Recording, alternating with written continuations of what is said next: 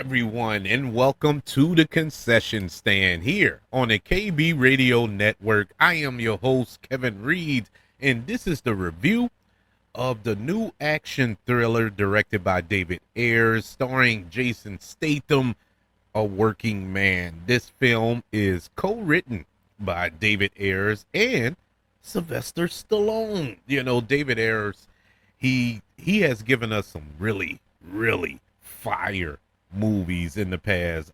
I don't know what, 20, 30 years. He wrote Training Day. He wrote the very first Fast and the Furious. He also directed some gems as well as Fury. He directed Suicide Squad with Margot Robbie and Will Smith. He directed just this past year, I think last year, Beekeeper with Jason Statham. And Beekeeper was somewhat of a shock. It was a surprise, at least for me. I didn't expect much from it. I thought it was going to be your typical generic action film, which it was, but it was something more to it. You know, I enjoyed that movie for what it was. So when we got this reteaming of Jason Statham and David Ayers in this film, plus, add the little element of Sylvester Stallone writing this screenplay, I'm thinking, okay, we're gonna get something at the very least up to the Beekeeper's status. A Working Man is about Levon Cade, who left his profession behind to work construction and be a good dad to his daughter. But when a local girl vanishes, he's asked to return to the skills that made him this mythical figure in the shadowy world of counterterrorism. Starring alongside of Jason Statham, we have Michael Pena and David Harbour. This movie, I sat there throughout the first 20 minutes of this film and wondered to myself, why was this released in theaters? this this was not a theatrical film. I'll say that much, and that's pretty much the PG way of saying this was not a good movie. This was not a good movie at all. I did not enjoy A Working Man. I don't know if it was because I was in my mind, subconsciously comparing it to a Beekeeper, being as though we had a lot of pieces of that film, at least the filmmaking aspect of it, contributing to this film. It doesn't hold a candle to that movie. This movie was a video store, straight to video ripoff of The Equalizer, the Denzel Washington, the first one. And it tried to be that so much, but tried to twist it up a little bit with Jason Statham in it. And it just did not work. This was not the right vehicle for these talented, super uber talented filmmakers to come together and collaborate on. I don't know what the thinking was behind this movie. It was boring, man. I mean, I would have took a generic action film, but it wasn't that. It is a generic action film in its core, but they tried to make it more than what it was in a crazy way, and it just did not work. One of the reasons is, can we stop? Can we stop putting Jason Statham in these movies where he is, quote unquote, an average dude, but come to find out that he is highly trained by special forces, and this unstoppable killing machine and all this here. uh, is getting old. Actually has gotten old. It just does not work for Jason Statham. It's we've seen it. It was good for what it was when he was first doing it, but now it's the same generic trope every single movie. Jason Statham, he's a working man. He works construction. He's lives out of his truck, brushing his teeth in the on the steering wheel and all this other stuff, and he just goes to work. But there's layers to him because he's this former super highly trained operative who is a one man killing machine and can take down governments on his own. It's like, man, come on, man. It's the same thing, it's just like the beekeeper. The beekeeper follows the same blueprint, but it was more, you know? And trust me, The Beekeeper was not a perfect film by any stretch of the imagination, but at least it was entertaining. This was not. It was boring.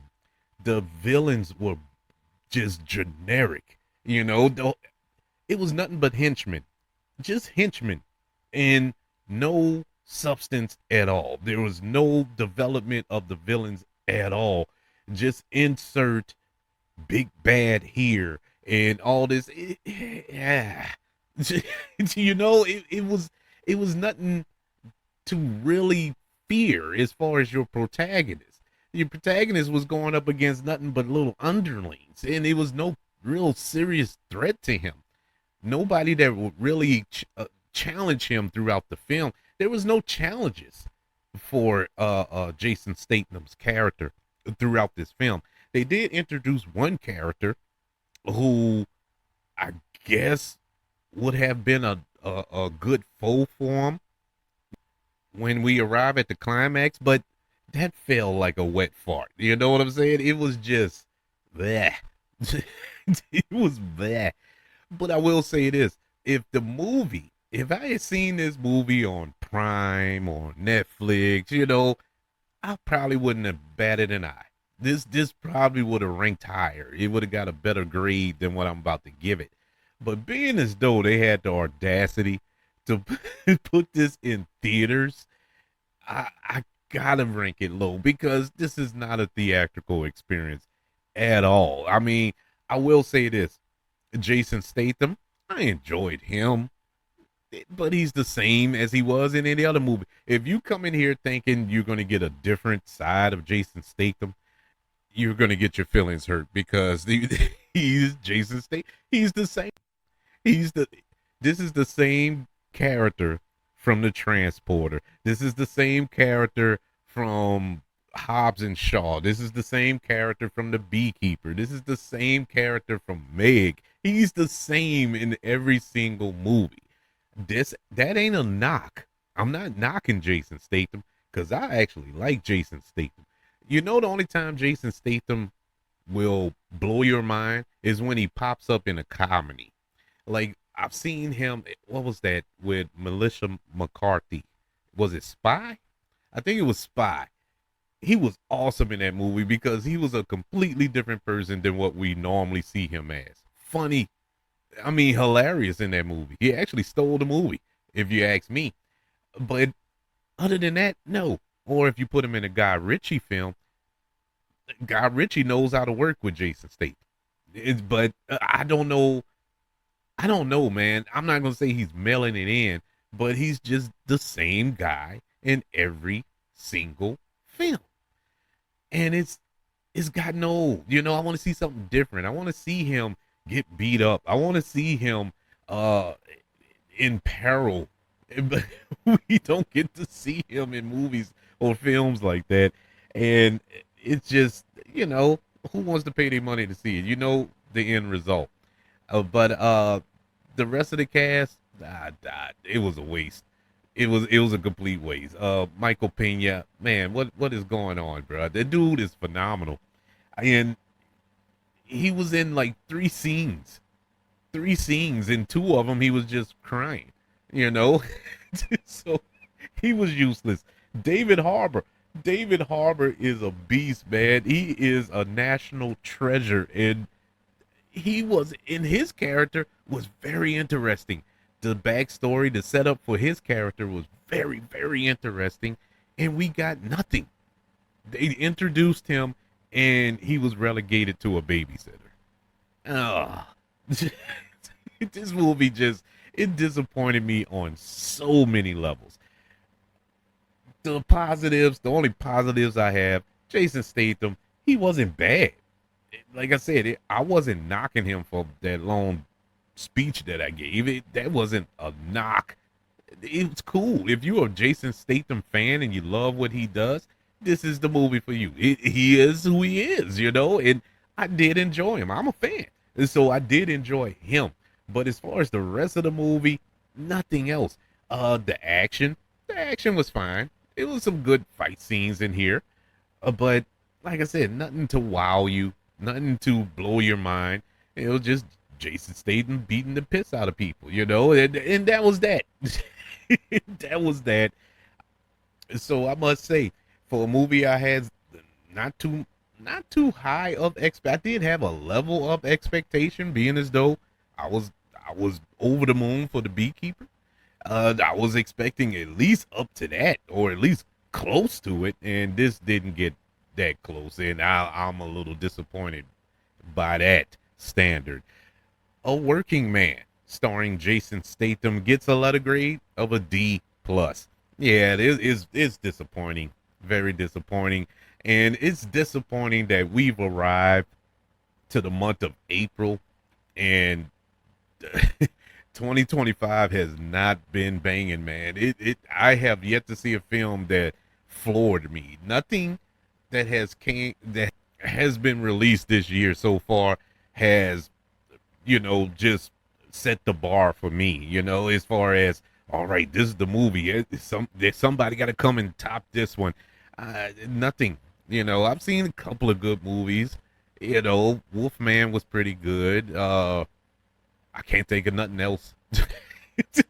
And that says it all. And you've had a lot of movies to come out in the last 3 months, but it's just nothing to wow me. The good news is we got a couple of months before summer hits, and we got a lot of movies coming out this summer. So maybe it'll turn around, but normally around this time of the year, the quality of film starts to, pick up a little bit, and it does draw a little concern. But we're only 3 months in, so it is a lot of year left in 2025. So fingers crossed. But A Working Man did not work for me. I would like to know, what did you think of A Working Man? Do you think I'm off base? Did you enjoy A Working Man? That's fine if you did. I would love to know your opinions.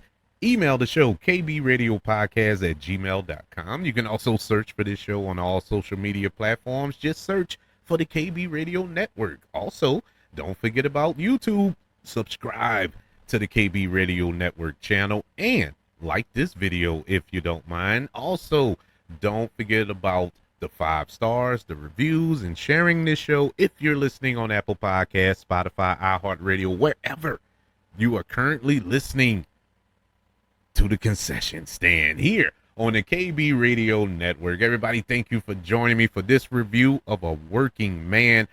Want you all to know that I love you, continue to love everyone, and until we speak again, you all be blessed.